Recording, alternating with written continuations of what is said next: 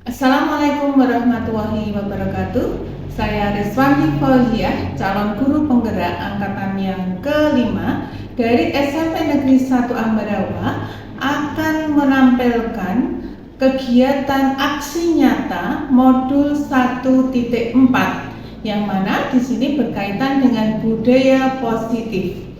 Maka dalam budaya positif di sini yang akan disampaikan adalah berkaitan dengan disiplin positif, teori motivasi, penghargaan, hukuman, restitusi, dan kebutuhan dasar peserta didik. Di samping itu juga ada penerapan-penerapan tentang segitiga restitusi, 5 kontrol, dan keyakinan kelas. Demikian Bapak Ibu yang nanti akan saya tampilkan dalam video saya. Terima kasih. Selamat siang Bapak Ibu yang saya hormati. Alhamdulillahirabbil alamin. Wassalatu wassalamu ala asyrofil anbiya'i wal mursalin wa ala alihi washabbihi ajmain. La haula wala quwwata illa billahil aliyyil azim. Amma ba'du. Yang saya hormati Bapak Jasmani SPD MSI selaku Kepala SMP Negeri 1 Ambarawa. Yang saya hormati Ibu Rizwanti Fauziah SPD MPD.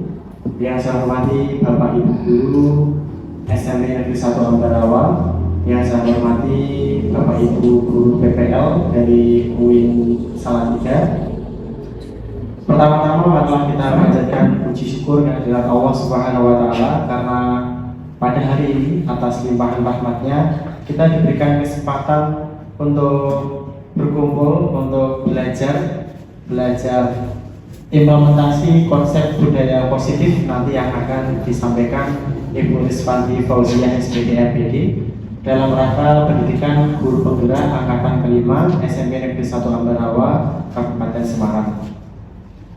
Bapak Ibu, di sini saya selaku pembawa acara akan membacakan susunan acara yang akan kita lalui beberapa menit ke depan.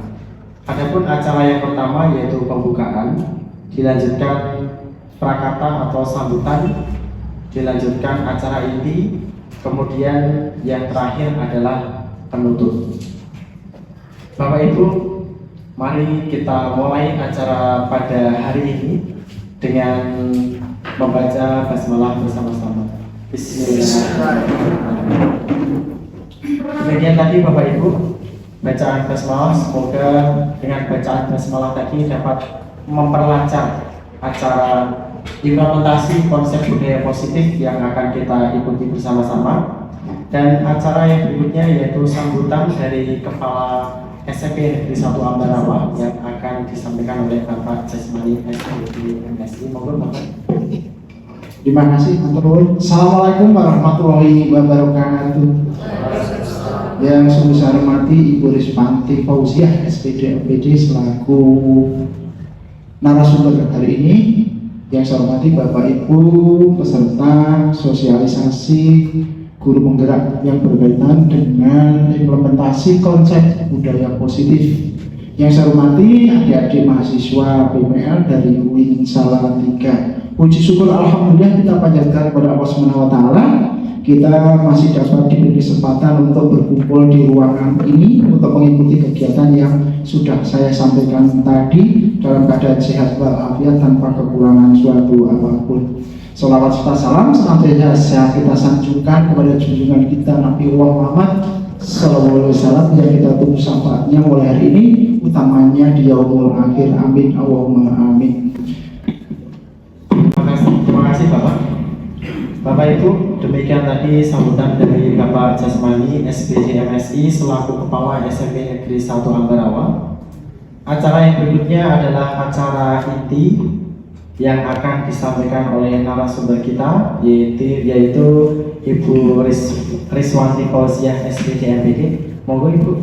Bismillahirrahmanirrahim. Assalamualaikum warahmatullahi wabarakatuh.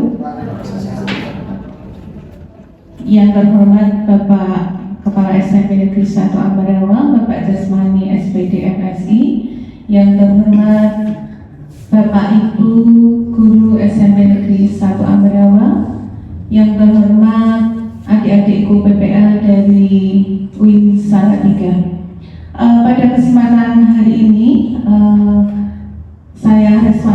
Fauziah akan menyampaikan tentang implementasi konsep budaya positif. Jadi di sini nanti akan saya tayangkan untuk beberapa slide untuk PowerPoint begitu ya. Sebelumnya biar tidak ngantuk Bapak Ibu, coba berdiri semua terlebih dahulu. Monggo kita ice breaking sebentar Bapak Ibu ya. Pernah kita sampaikan dulu ya berkaitan dengan ice breaking ini Bapak Ibu. Kita menggunakan jari Bapak Ibu ya. Berarti bagaimana, masih ada yang ingat jari? Satu jari kanan, satu jari kiri, digabung jadi dua, jadilah jembatan. Bisa melanjutkan Bapak Ibu? Baik. Saya ulang ya. Satu jari kanan, satu jari kiri, digabung jadi satu, jadilah jembatan. Dua jari kanan, dua jari kiri, digabung jadi empat, jadilah kamera. Bisa motret kanan kiri. Kemudian lagi tiga jari kanan, tiga jari kiri, digabung jadi enam, jadilah menara.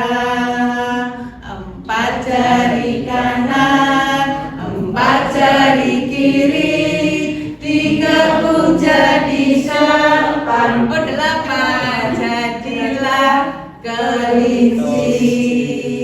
Lima jari kanan, lima jari kiri, digabung jadi 10, jadilah tepuk tangan. Terima kasih. Ini kita untuk menghilangkan rasa ngantuk kita ya Bapak Ibu, karena ini sudah menunjukkan pukul 1 ya.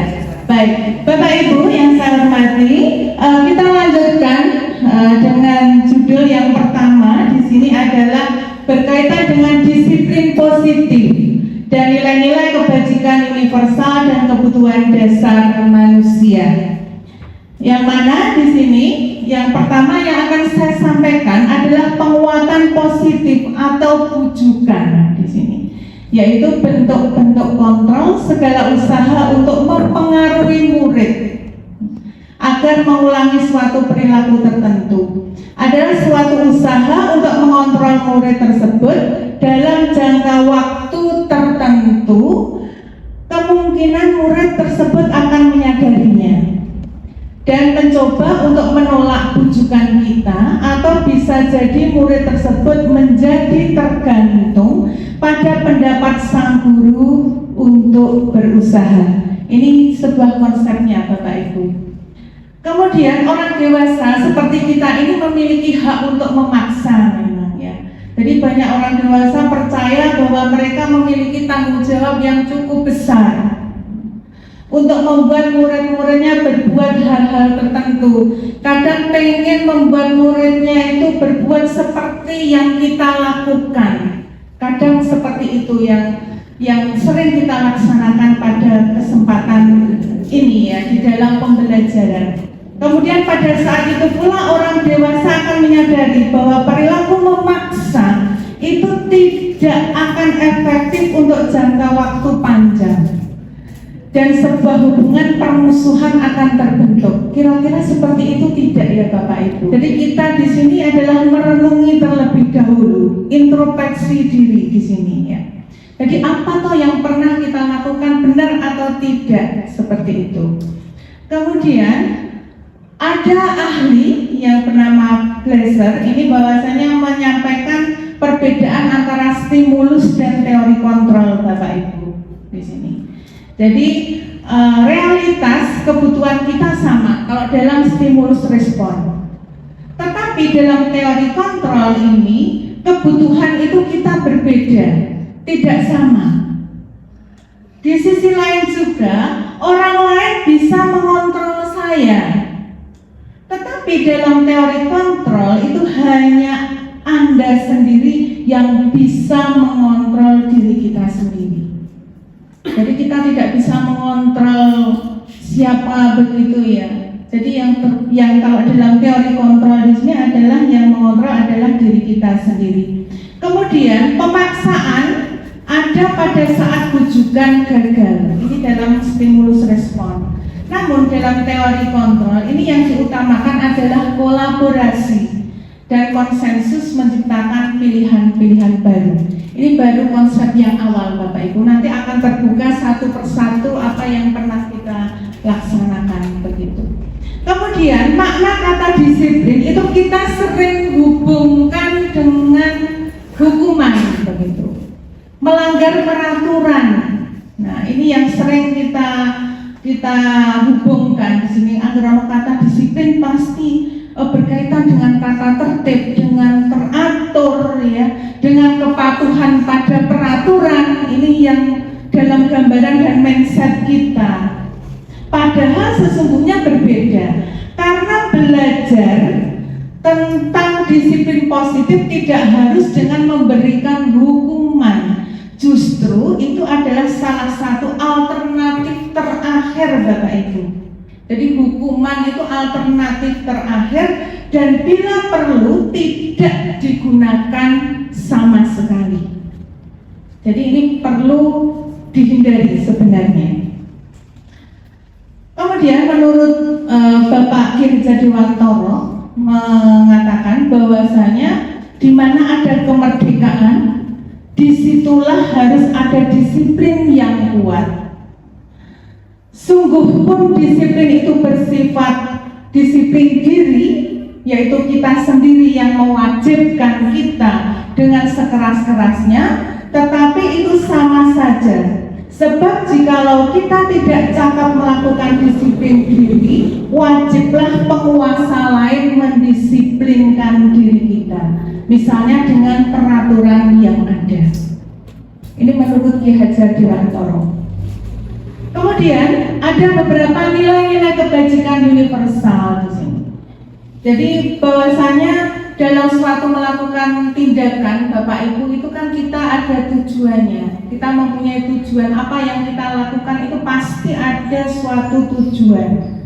Di sini ada nilai-nilai kebajikan yang mana nilai-nilai itu disepakati bersama. Jadi tidak memandang itu dari suku apa, agama, bahasa begitu. Tetapi di sini adalah merupakan suatu kesepakatan.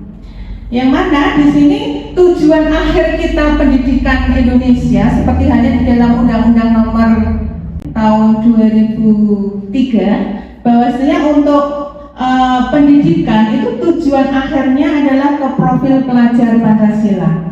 Yang pertama di sini adalah beriman bertakwa kepada Tuhan Yang Maha Esa dan berakhlak mulia, kemudian mandiri, bernalar kritis, berkebinekaan global, bergotong royong dan kreatif. Ini adalah tujuan akhir dari pendidikan bangsa Indonesia. Kemudian dalam standar pendidikan nasional di sini dalam rangka menciptakan lingkungan yang positif, maka setiap warga sekolah dan pemangku kepentingan perlu saling mendukung. Jadi Bapak Ibu berada di sini diharapkan kita saling mendukung, saling menghayati dan menerapkan nilai-nilai kebajikan yang telah kita sepakati. Yang pasti di sini nilai-nilai kebajikan yang telah kita sepakati adalah berupa visi kita, visi SMP Negeri 1 Ambarawa.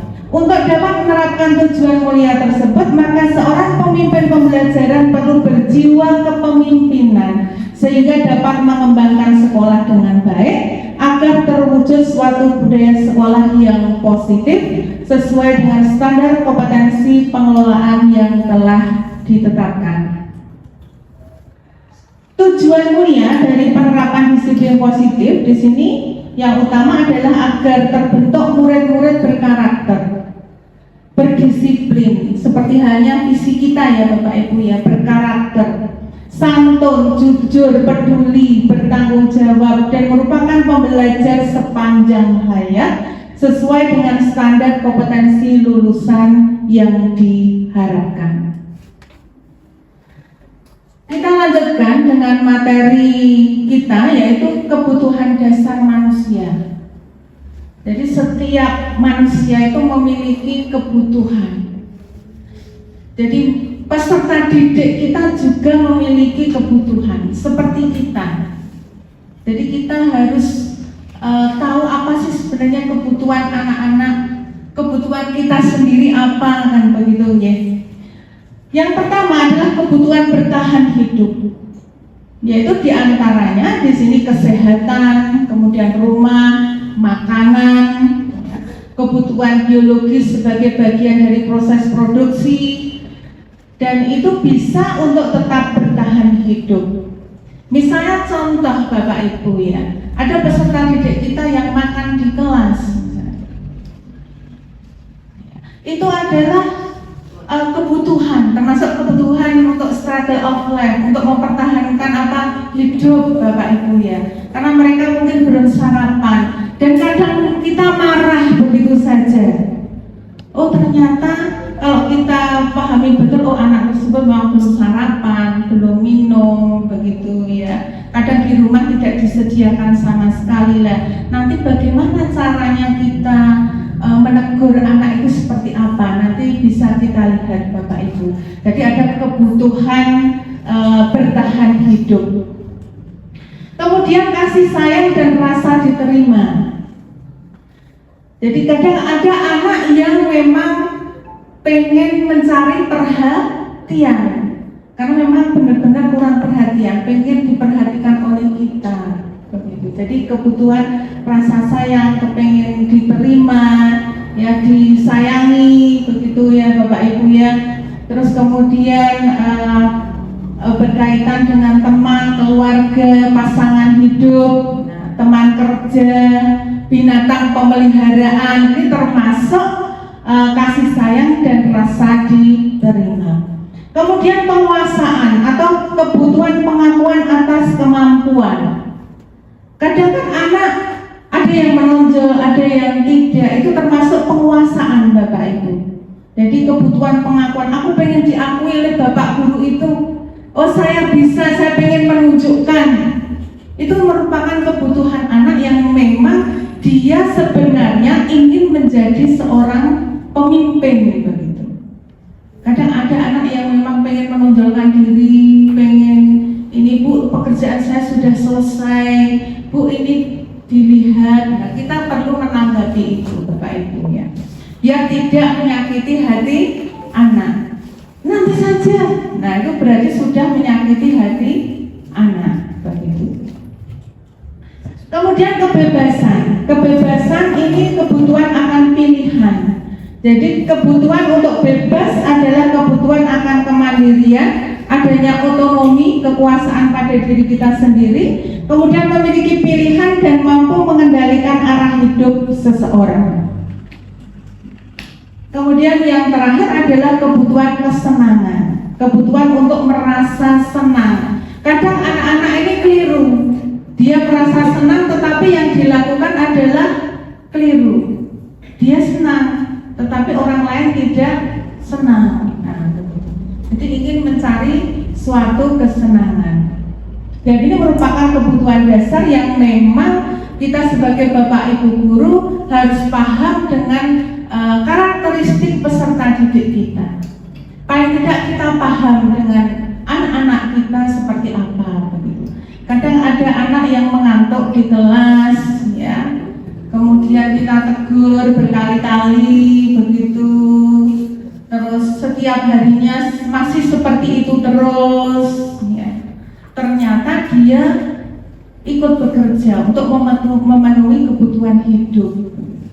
Kita pasti akan menangis Bapak Ibu ketika kita melihat anak tersebut ternyata di malam hari bekerja sebagai cuci mangkok pedagang mie ayam. Kita merasa menangis begitu ya. Kemudian ada lagi peserta didik kita yang untuk mempertahankan hidupnya dengan cara bekerja di malam hari ya, di pabrik berondong begitu ya, kita pernah mengalami hal yang semacam itu, kita nangis Bapak Ibu. Kita merasa gelo ketika kita menegur dengan keras begitu. Kita lanjutkan untuk materi berikutnya, yaitu tentang teori motivasi Bapak Ibu, tentang hukuman, tentang penghargaan, tentang konsekuensi, tentang restitusi. Di sini nanti yang akan kita sampaikan. Di sini adalah berkaitan dengan teori motivasi, hukuman, penghargaan, dan restitusi. Menurut ahli yang bernama Dane Goshen, ini ada 3 motivasi perilaku manusia. Jadi kita termasuk di mana nanti? Kita termasuk di motivasi yang mana? Yang pertama, ini untuk menghindari ketidaknyamanan atau hukuman. Kita melakukan sesuatu di sini karena merasa tidak nyaman, ya, karena nanti ditegur kepala sekolah misalnya, karena saya terlambat. Ini adalah motivasi yang pertama, untuk menghindari ketidaknyamanan atau hukuman. Nanti kita terletak di mana begitu dari 3 motivasi ini ya.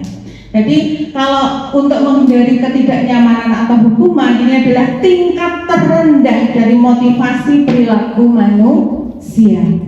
Kemudian yang kedua, untuk mendapatkan imbalan atau penghargaan dari orang lain. Aku bandi alam, pengen menunjukkan kerja kita biar mendapatkan penghargaan. Nah, ini adalah satu tingkat di atas motivasi yang pertama Bapak Ibu. Di sini orang berperilaku untuk mendapatkan imbalan atau penghargaan dari orang lain. Orang dengan motivasi ini akan bertanya, apa yang akan saya dapatkan apabila saya melakukannya? Mereka melakukan sebuah tindakan untuk mendapatkan pujian dari orang lain yang menurut mereka penting dan mereka letakkan dalam dunia berkualitas mereka. Kemudian yang ketiga Bapak Ibu, untuk menjadi orang yang mereka inginkan dan menghargai diri sendiri dengan nilai-nilai yang mereka percaya.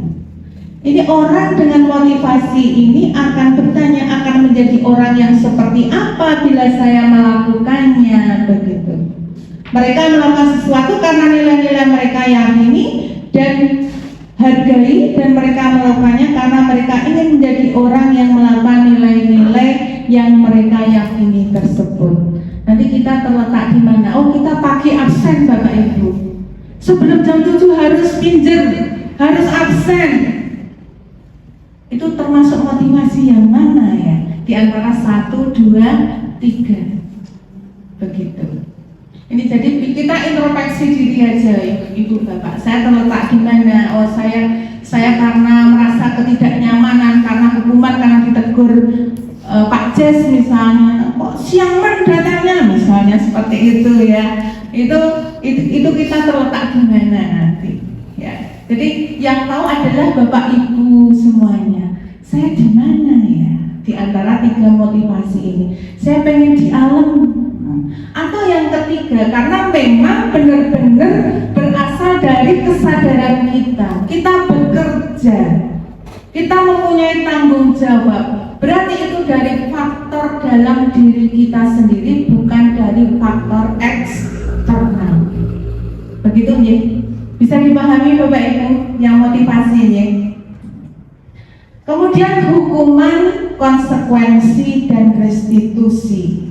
Jadi ada 3 hal di sini dalam menjalankan peraturan atau keyakinan kelas. Kalau sekarang trennya tidak peraturan Bapak Ibu, tetapi keyakinan kelas, keyakinan sekolah. Seperti sudah saya lihat di kelas 7 itu sudah membuat 7G ya, sudah membuat peraturan kelas. Seharusnya di situ adalah keyakinan kelas begitu. Nanti ada materinya sendiri Bapak Ibu.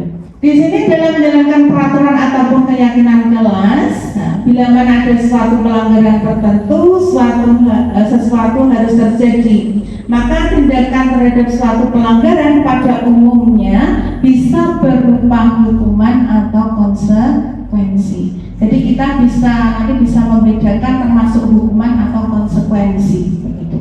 Kemudian yang ketiga adalah restitusi. Restitusi ini adalah proses menciptakan kondisi bagi murid untuk memperbaiki kesalahan mereka, sehingga mereka bisa kembali pada kelompoknya dan dengan karakter yang lebih kuat.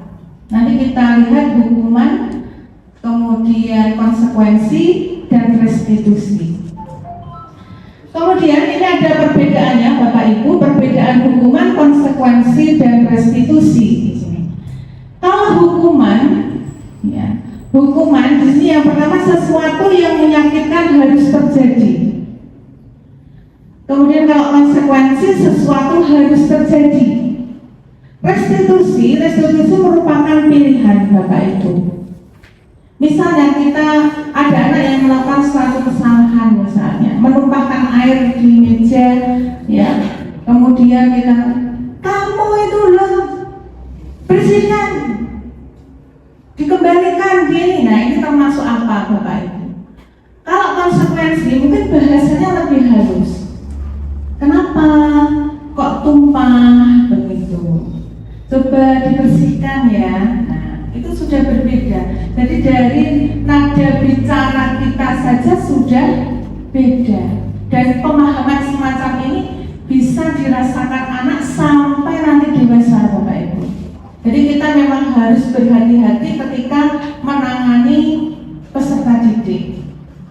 Terngiangnya terhadap Bu itu bagaimana sampai lulus ya, Bu ini bagaimana, Bu Mutiara misalnya.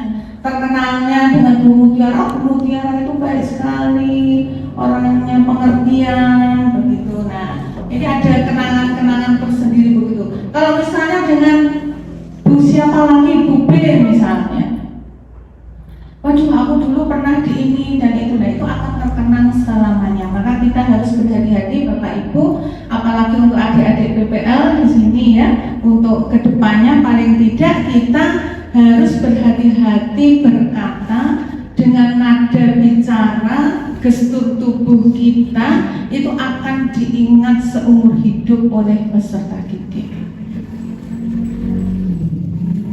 Kemudian kita lanjutkan Bapak Ibu, dihukum oleh penghargaan. Dihukum oleh penghargaan, kok bisa ya penghargaan bisa menghukum? Jadi saat kita berulang kali menjanjikan hadiah kepada anak-anak agar berperilaku bertanggung jawab, atau kepada seorang murid agar mempelajari sesuatu yang baru, atau kepada seorang karyawan agar melakukan pekerjaan yang berkualitas, kita sedang berasumsi mereka tidak dapat melakukannya atau mereka tidak akan memilih untuk melakukannya.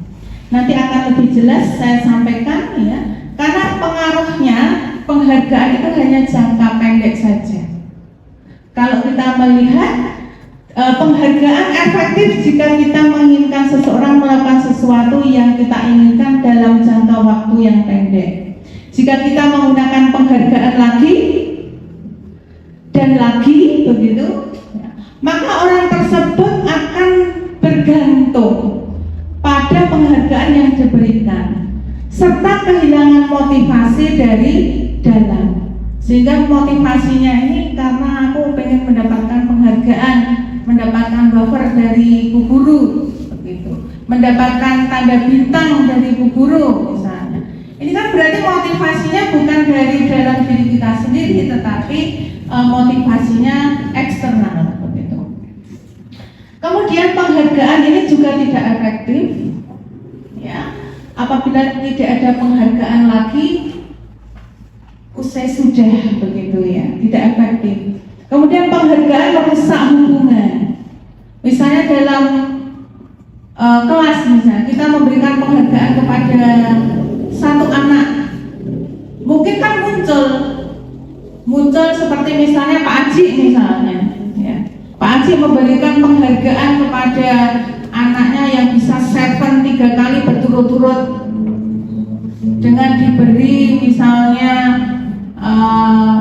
pop ice misalnya. Nah, kemudian ada timbul kecemburuan dari siswa yang lain, itu pasti ada.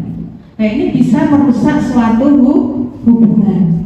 Maka ini harus sudah mulai dikurangi kalau dalam kurikulum merdeka, Bapak Ibu. Karena di dalam kurikulum merdeka di sini adalah yang diutamakan adalah merdekanya anak, merdeka secara lahir dan merdeka secara batinnya. Dan dia bisa berdikari di kakinya sendiri. Harapannya seperti itu dalam kurikulum merdeka.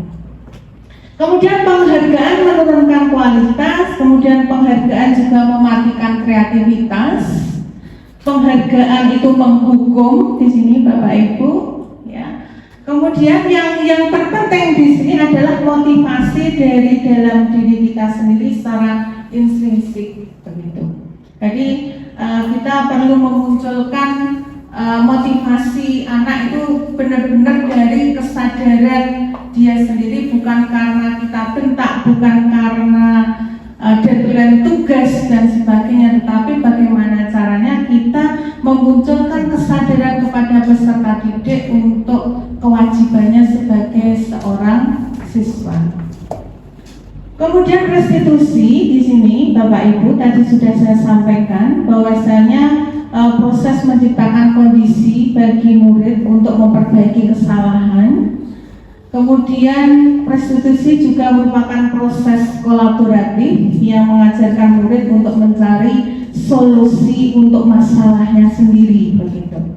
Dan membantu murid berpikir tentang orang seperti apa yang mereka inginkan. Kemudian ciri-ciri restitusi, Bapak Ibu, yang pertama adalah bukan untuk menebus kesalahan, namun untuk belajar dari kesalahan. Yang kedua, memperbaiki hukuman. Yang ketiga adalah berupa tawaran, bukan paksaan. Kemudian yang keempat, menuntun untuk melihat ke dalam diri. Ini adalah ciri-ciri dari restitusi. Kemudian dalam restitusi ini ada 5 posisi kontrol, Bapak Ibu.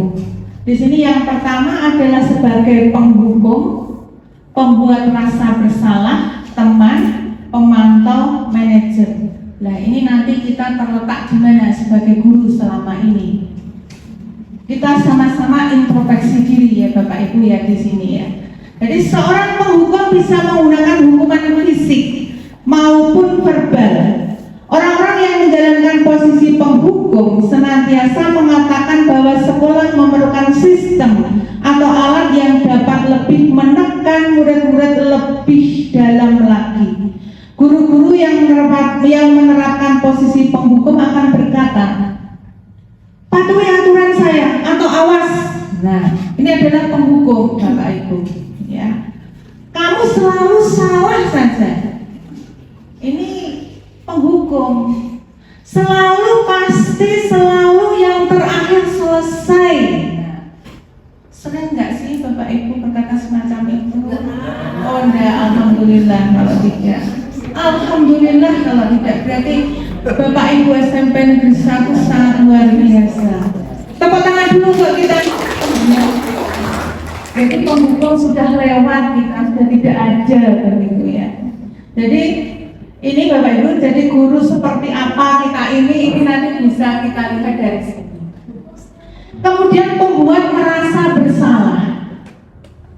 Ketika posisi ada anak yang melakukan suatu kesalahan, begitu ya. Jadi kita pernah tidak membuat pembuat merasa bersalah di sini. Jadi misalnya dengan bahasa yang lebih lembut, tidak seperti yang tadi yang pertama agak keras begitu ya. Kalau Bapak Ibu di sini tidak ada yang sekeras tadi seperti itu ya. Ya. Jadi kalau ini lebih membuat orang lain merasa, tapi ini merasa bersalah itu membuat tidak nyaman, merasa bersalah atau rendah diri, dan kata-kata yang keluar itu dengan lembut. Seperti misalnya, ibu sangat kecewa sekali dengan kamu. Ya.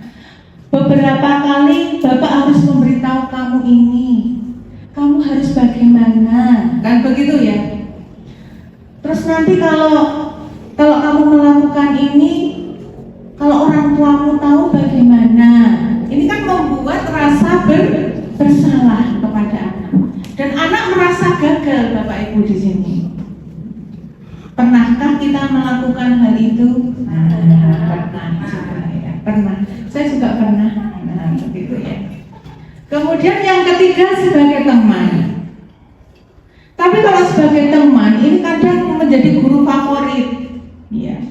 Kita mendekatinya sebagai teman gitu. Ayo bantulah demi akulah, demi Bapak ya. Nanti kalau enggak nanti saya dimarahi Pak Jasmani. Nah, misalnya seperti itu ya. Bisa saja seperti itu ya. Ya sudah, kali ini tidak apa-apa. Lain kali jangan diulang ya. Nah, itu sebagai teman. Tetapi di sini ketika Bapak Ibu yang tadi sebagai teman tidak ada, terus apa yang akan dilakukan anak, kan begitu ya. Jadi anak tergantung kepada ibu dan bapak tadi, karena kita memposisikan sebagai teman ya. Kalau tidak putus enggak misalnya itu ya. Nah ini contoh posisi sebagai teman. Kemudian sebagai pemantau. Kalau sebagai pemantau di sini posisinya itu berdasarkan pada peraturan-peraturan dan konsekuensi. Dan pertanyaannya di sini biasanya yang diajukan oleh pemantau, peraturannya apa coba? Begitu. Kemudian apa yang telah kamu lakukan? Sanksinya apa kira-kira? Nah ini adalah sebagai pemantau. Nah kira-kira Bapak Ibu sudah di sini atau tidak? Begitu. Aturannya apa kalau pacaran di SMP Negeri 1 Ambarawa? Coba dilihat buku sakunya. Nah, ini kira-kira posisi sebagai apa Bapak Ibu? Pemantau ya. Kita kembali kepada peraturan, begitu. Kepada peraturan. Kemudian sebagai manajer. Kalau sebagai manajer ini di mana guru berbuat sesuatu bersama dengan murid dan mempersilahkan murid mempertanggungjawabkan perilakunya, mendukung murid agar dapat menemukan solusi atas masalahnya sendiri. Kira-kira bagaimana nanti kamu menyelesaikannya? Coba ada keyakinan kelas yang kamu yakini yang mana, begitu. Itu sebagai manajer begitu. Nah, jadi tingkatan yang lebih tinggi di antara dari penghukum, pembuat merasa bersalah, kemudian sebagai teman, pemantau, kemudian manajer, ini yang paling tinggi adalah manajer begitu. Jadi memperlakukan siswa kita selalu kita menggunakan itu sebagai manajer. Karena apa? Berdasarkan peraturan, kemudian anak diberi solusi untuk memecahkan permasalahannya sendiri dengan beberapa pilihan yang akan mereka lakukan begitu. Kemudian yang terakhir di sini adalah segitiga restitusi, Bapak Ibu. Ini adalah merupakan teori dan teori kontrol di sini. Yang pertama di sini adalah menstabilkan identitas. Contohnya bagaimana? Misalnya ada anak, ya. Misalnya ada anak kok tidak memakai setengah leher misalnya, kan banyak sekali kalau hari Sabtu anak-anak setengah lehernya lupa begitu. Langsung kita tegur misalnya. Yang menegur pembina anak-anak yang jaga di OSIS. Terus setengah lehermu mana mas? Oh ketinggalan. Terus anak menek ketinggalan lagi lah, kemudian diserahkan kepada pembinanya begitu. Nah, bagaimana cara menstabilkan identitas begitu? Anak langsung menuju ke pembina OSIS begitu ya. Ada apa? Kan pasti begitu kita tanya. Ada apa? Kok saya tidak memakai setengah leher karena setengah leher saya hilang dan sebagainya. Kemudian validasi, kenapa kamu validasi? Kenapa? Apa tidak disiapkan dari rumah? Nah, begitu. Paling tidak harus kamu siapkan terlebih dahulu. Nah, kemudian pada tingkatan yang ketiga menanyakan keyakinan. Saya dulu juga pernah sih tidak tertib, tidak membawa setengah leher, begitu. Tapi kemudian saya mempunyai rencana begini anak-anak. Jadi saya dulu setiap malam harus harus menyiapkan dulu apa yang akan saya pakai di pagi hari. Nah, ini sudah arahnya yang ketiga. Karena apa? Kalau saya tidak menggunakan setengah leher, berarti saya sudah melanggar keyakinan sekolah atau peraturan sekolah seperti itu. Jadi ada 3 tingkatan di sini dalam mengatasi suatu permasalahan yang dihadapi oleh anak. Jadi tidak langsung dengan nada penghukum tadi, begitu ya. Kemudian pembuat merasa bersalah, karena di sini kalau pembuat merasa bersalah itu membuat anak itu merasa apa? Gagal, gitu. Kemudian ini tadi sudah saya jelaskan menstabilkan identitas, begitu ya. Jadi di sini ada contoh beberapa pertanyaan yang saya berikan di situ, ya. Tidak apa-apa melakukan suatu kesalahan, begitu ya. Saya juga pernah melakukannya. Kemudian kalau memvalidasi data, begitu ya. Dan kamu kenapa? Padahal kamu bisa melakukan yang lebih buruk lagi loh nanti kalau hari ini kita tidak tegur kan, begitu ya. Merembet-rembet lah sebenarnya seperti itu. Kemudian menanyakan keyakinannya, peraturannya apa kalau tidak menggunakan setengah leher, seperti itu. Ini rentetan kalau kita menangani peserta didik dengan segitiga restitusi, Bapak Ibu. Kemudian yang terakhir di sini adalah materi tentang keyakinan kelas. Jadi sudah saya singgung tadi di kelas 7H, di situ di setiap kelas membuat suatu peraturan. Kita ganti judulnya dengan keyakinan kelas. Dan keyakinan kelas itu seperti apa, Bapak Ibu? Misalnya jangan membuang sampah sembarangan, boleh enggak? Tidak, harus kita menggunakan bahasa yang positif, tidak yang negatif. Bersih itu indah, nah, bersih itu sehat, bahasanya seperti itu. Semua siswa berkomitmen mengumpulkan tugas tepat waktu. Jangan terlambat mengumpulkan tugas. Nah, itu kan kalimat negatif. Jadi kita harus berusaha di sini menggunakan kalimat yang positif, begitu. Kemudian yang terakhir, Bapak Ibu, di sini restitusi, ya. Restitusi ini mengubah kebiasaan dari kecenderungan untuk mengomentari orang lain menjadi mengomentari diri sendiri. Kemudian orang yang bahagia akan mengevaluasi diri sendiri. Orang yang tidak bahagia akan mengevaluasi orang lain. Ini pembelajaran di restitusi. Ini menurut Dr. William Glasser, Bapak Ibu. Di sini ini adalah hal yang sangat bermakna buat kita sendiri. Yang terpenting di sini kita bisa memulai dari diri kita sendiri. Kita bisa mengintrospeksi diri kita sendiri, Bapak Ibu. Saya kira itu, kurang lebihnya mohon maaf. Billahi taufiq wal hidayah. Wassalamualaikum warahmatullahi wabarakatuh.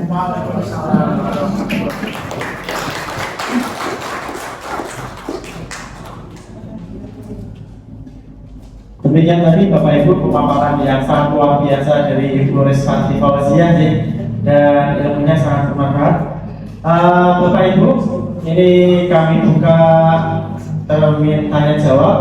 Silakan jika ada yang ingin bertanya atau ingin mengomentari berkaitan dengan materi yang disampaikan Ibu Resvanti Fauziah tadi. Monggo Bapak Ibu, Bu Tiga, monggo Bu Tiga ke depan saja, mungkin Bu.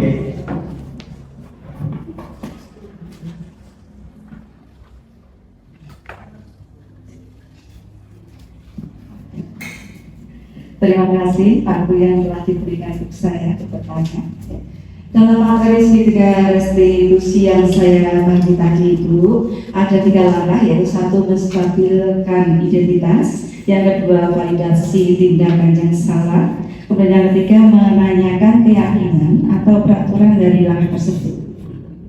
Yang saya tanyakan, Bagaimana kita bisa menerapkan segitiga restitusi, sedangkan kita ini merupakan hasil produk pendidikan yang mengacu pada pendidikan yang menurut saya peninggalan feodalis. Terima kasih, Bu. Mau langsung dijawab apa yang tadi, Bu? Masih ada satu lagi. Oke, silakan. Mbak BPN.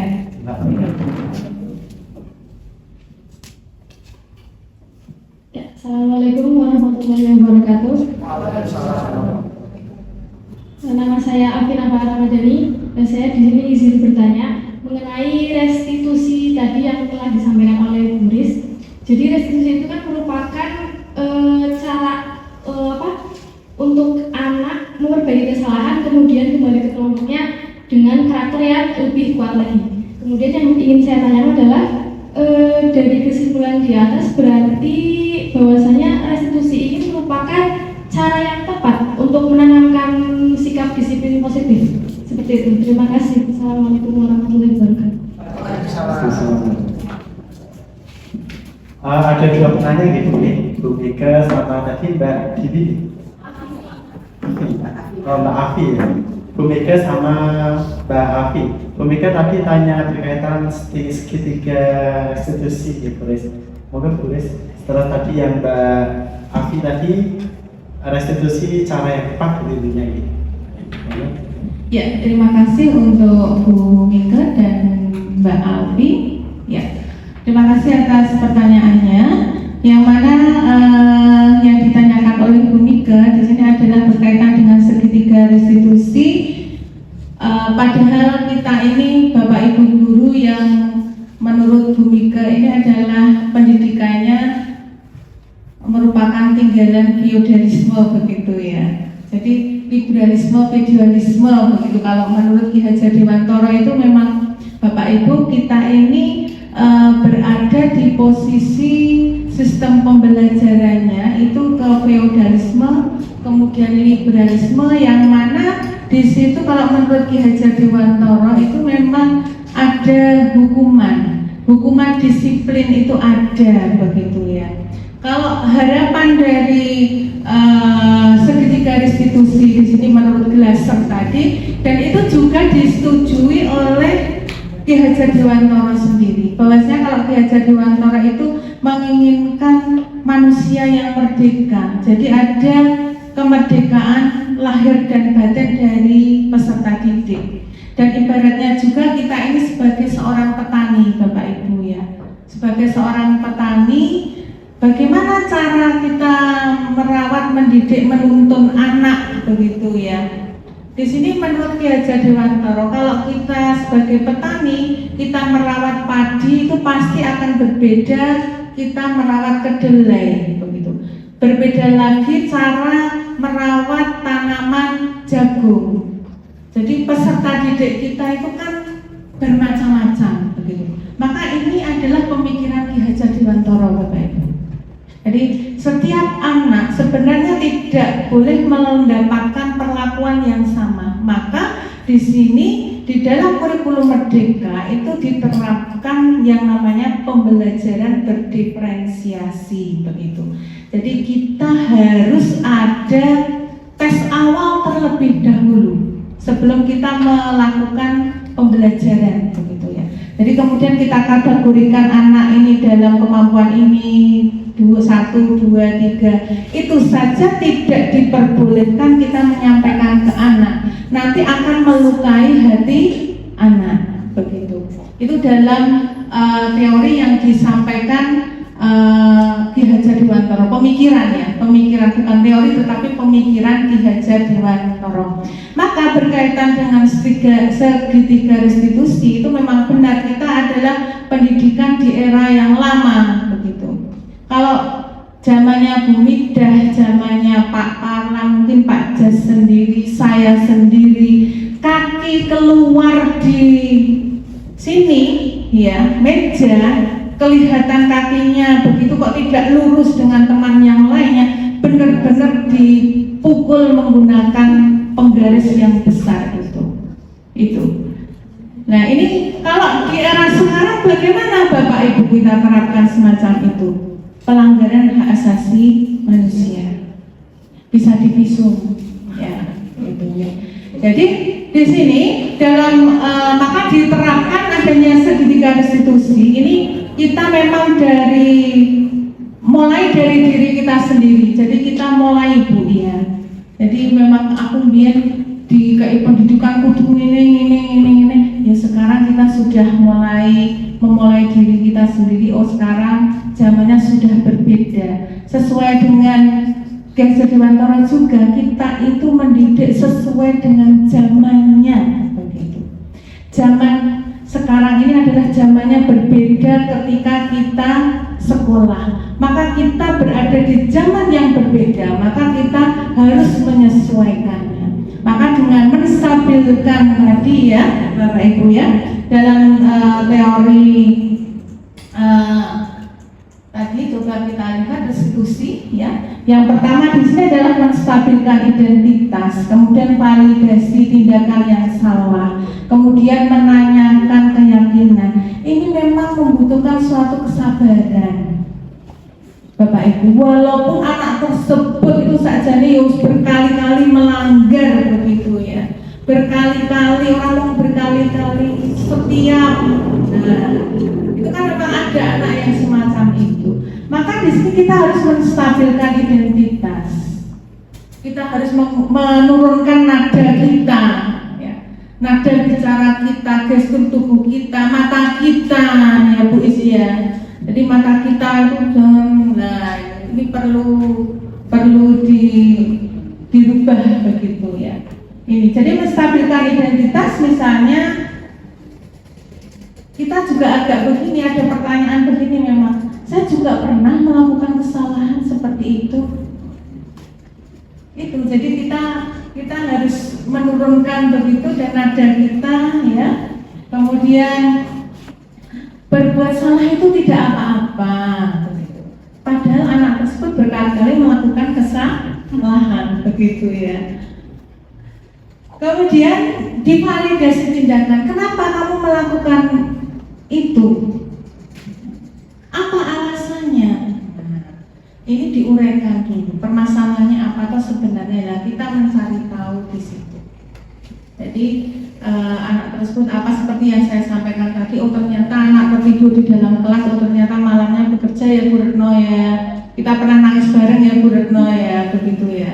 Ternyata anaknya tukang asah-asah di mie ayam begitu ya. Ternyata anaknya bekerja di pabrik berondong sehingga bangunnya kesiangan dan Pak Aji setiap hari menjemput ya seperti itu ya. Butuh suatu kesabaran begitu. Benar itu Bu. Itu terjadi di SMP Negeri 1 Ambarawa.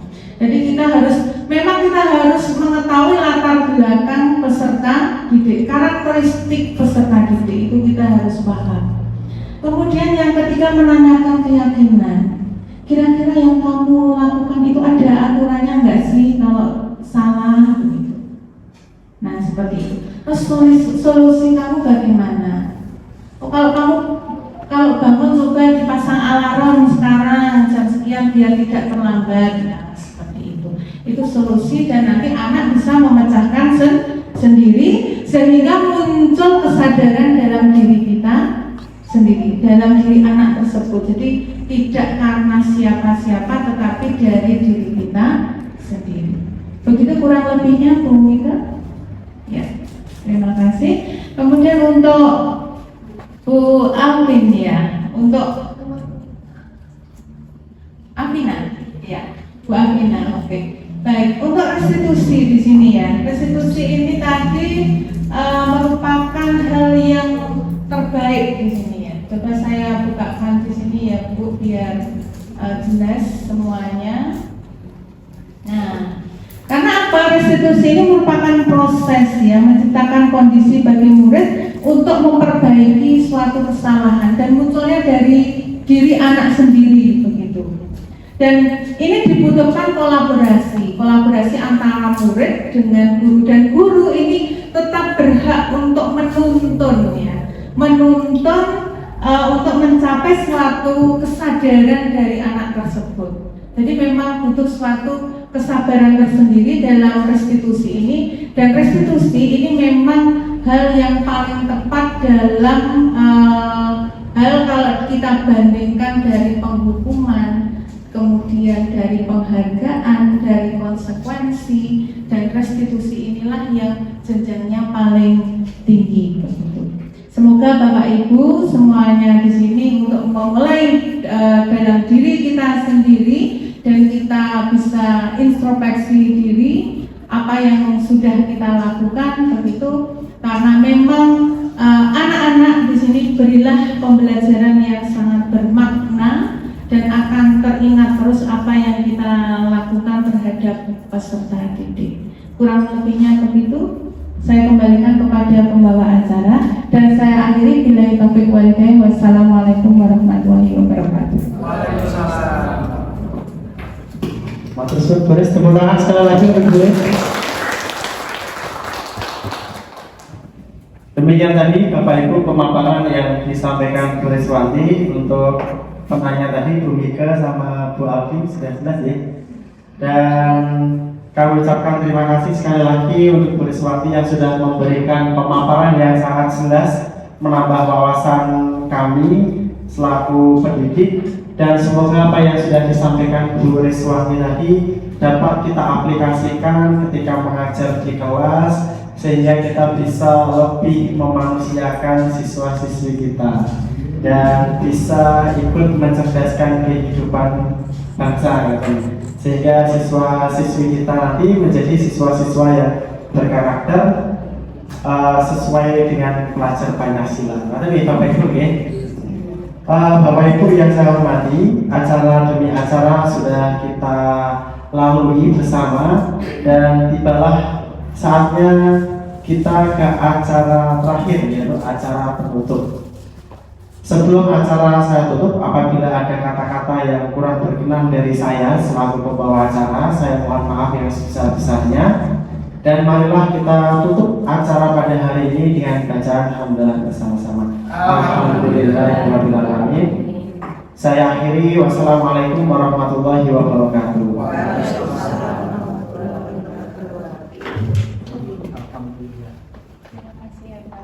Sama-sama. Terima kasih Bapak Ibu.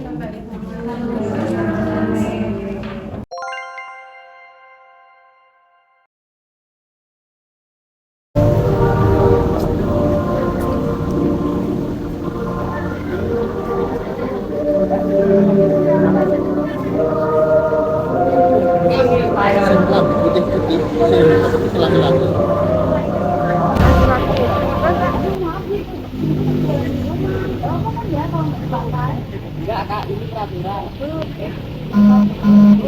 Gimana buka kak, ini tidak memakai pin.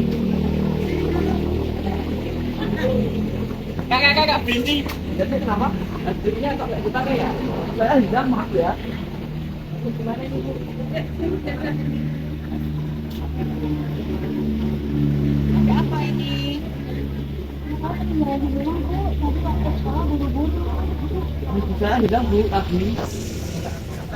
Jadi dulu gue juga pernah lupa tidak memakai hasduk. Tapi kan kita bisa menyelesaikannya kan? Ya dulu maaf. Ya, oke. Jadi kan pasti kamu juga punya alasan tersendiri kenapa kamu tidak pakai pin. Terus Farel juga tidak pakai hasduk, kan ada alasannya ya. Alasannya apa coba? Kalau saya hasduknya tadi hilang bu, saya cari kemana-mana tidak ada. Terus? Selamat bangun, terus buru-buru, jadi ketinggalan. Ibaratnya kita bisa menyelesaikan ini dengan baik ya anak-anak ya. Pastinya di sekolah kita ada peraturan nggak tentang itu? Ada bu, di tata tertib. Oh di tata tertib aja ya. Jadi nilai-nilai apa sih sebenarnya yang ada di tata tertib itu?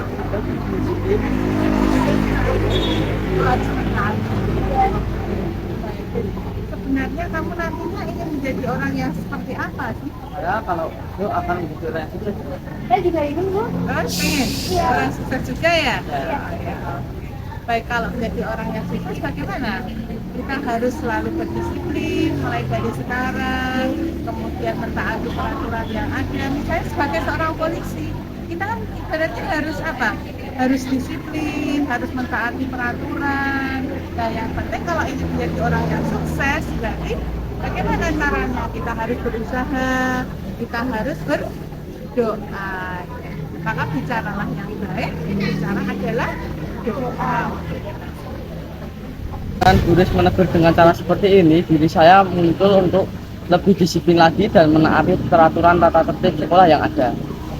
Saya selaku petugas piket merasa terbantukan karena menyelesaikan masalah mereka dengan kesadaran diri sendiri. Dengan teguran Buris tadi, saya ingin mengevaluasi diri untuk bisa menaati tata tertib sekolah dari dalam diri saya sendiri. Assalamualaikum warahmatullahi wabarakatuh. Waalaikumsalam warahmatullahi wabarakatuh. Baiklah anak-anakku, hari ini kita sebelum memasuki pelajaran PPKN, ya, kita mencoba sebuah keyakinan kelas, atau intinya kalau dulu kamu menganggapnya adalah peraturan kelas ketika pembelajaran PPKN. Maka kita perlu untuk itu biar kita ada komitmen untuk lebih baik ke depannya, gitu ya. Baik anak-anakku, nanti kalian bisa mengusulkan beberapa keyakinan kelas. Untuk hari ini, untuk yang mencatat silahkan, mau siapa yang membantu? Saya Bu. Oh ya, oke. Silahkan Emma untuk membantu untuk mencatat hasilnya ya. Kamu beri judul dulu keyakinan kelas, begitu? Ya.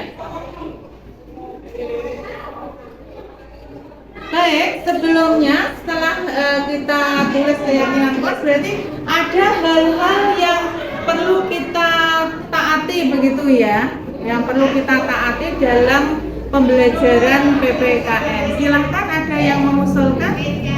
Yang pertama silahkan. Oh ya, silahkan. Setiap anggota kelas perlu merasa aman. Oh, setiap anggota kelas harus merasa aman. Terima kasih ya. Tepuk tangan dulu untuk Pak. Maksudnya apa rasa aman? Ada yang bisa menyampaikan? Rasa aman itu maksudnya apa? Oh ya, oke. Tidak ada bullying. Oh, tidak ada bullying. Oke. Ada lagi, oke ya. Menghindari pergaulan bebas. Menghindari pergaulan bebas. Ya, bisa diterima ya, Nana ya? Bisa. Oke. Sekarang yang kedua. Saya Bu. Oke, yang kedua Bilkis, silakan. Berkomitmen terhadap setiap tugas. Berkomitmen setiap Berkomitmen terhadap setiap tugas. terhadap setiap tugas. Oke, terima kasih ya. Tepuk tangan dulu. Maksudnya berkomitmen setiap tugas, ada yang bisa menyampaikan biar kita paham semuanya? Saya Bu, Ya, oke. mengerjakan tugas tepat waktu. Oh, mengerjakan tugas tepat waktu. Itu bisa dipahami ya, yang kedua ya. Oke, yang ketiga ada lagi. Saya Bu, Ya, oke. setiap anggota kelas selalu menjaga kebersihan. Setiap anggota kelas harus menjaga kebersihan. Oke. Ada yang bisa menyampaikan? Ya, oke. Piket kelas lebih ditekankan. Oh, piket kelas lebih ditekankan. Oke, bisa diterima ya kalau kebersihan ya. Ada lagi? Sudah, berarti sudah diterima ya. Oke, sekarang yang ke berapa Mbak ya? Keempat. Oke, yang keempat silahkan. Saya Bu, Ya. Oke. selalu bersikap positif. Selalu bersikap positif. Apa ya maksudnya ya? Ada yang bisa silakan? Saya Bu. Oh iya. Oke. Bersopan santun terhadap guru. Bersopan santun terhadap guru. Ada lagi? Saya Bu. Oke. Menaati keyakinan sekolah. Menaati keyakinan sekolah. Oke. Ada lagi? Ya? Oh, beretika. Oke. Tepuk tangan untuk kita semua. Silakan. Saya kira cukup untuk keyakinan kelas ya. Nggak usah banyak-banyak. Yang penting bisa terlampaui semuanya ya. Ya. Silakan dibacakan, Hema. Ya. Yang pertama, setiap anggota kelas harus merasa aman. Ya. Yang kedua, berkomitmen terhadap setiap tugas. Yang ketiga, harus menjaga kebersihan kelas. Dan yang keempat, selalu bersikap positif. Oh iya, oke. Jadi bisa kita terima anak-anakku? Bisa. Oke, terima kasih untuk hari ini ya. Berarti kita sudah mulai menggunakan ini ketika pembelajaran PPKN. Terima kasih untuk semuanya, untuk usulan kalian sangat luar biasa. Ya, terima kasih ya. Tepuk tangan dulu ya.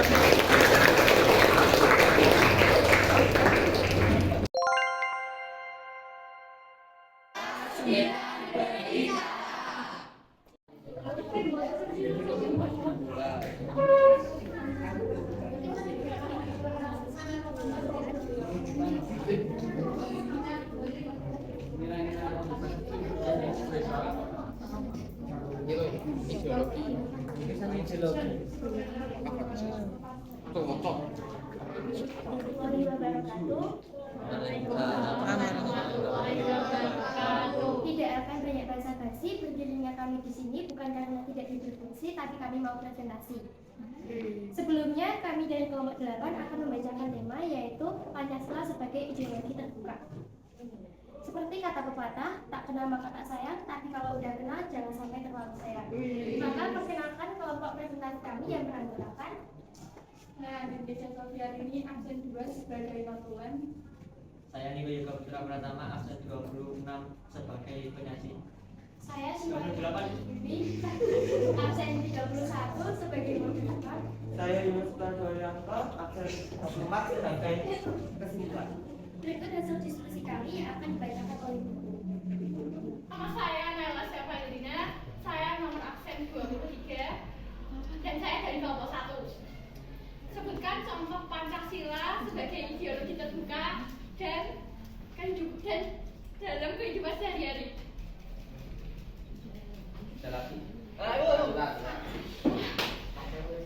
Perkenalkan, nama saya Duta yang Jansa, absen 13 dari kelompok 4.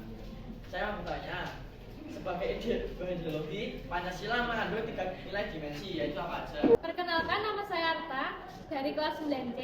Menurut pendapat saya mengenai pembelajaran yang diberikan Bu Ris pada hari ini mengenai maju ke depan untuk menyampaikan hasil diskusi, menurut saya itu sangat membantu dalam melatih kepercayaan diri saya dan juga public speaking saya selama ini.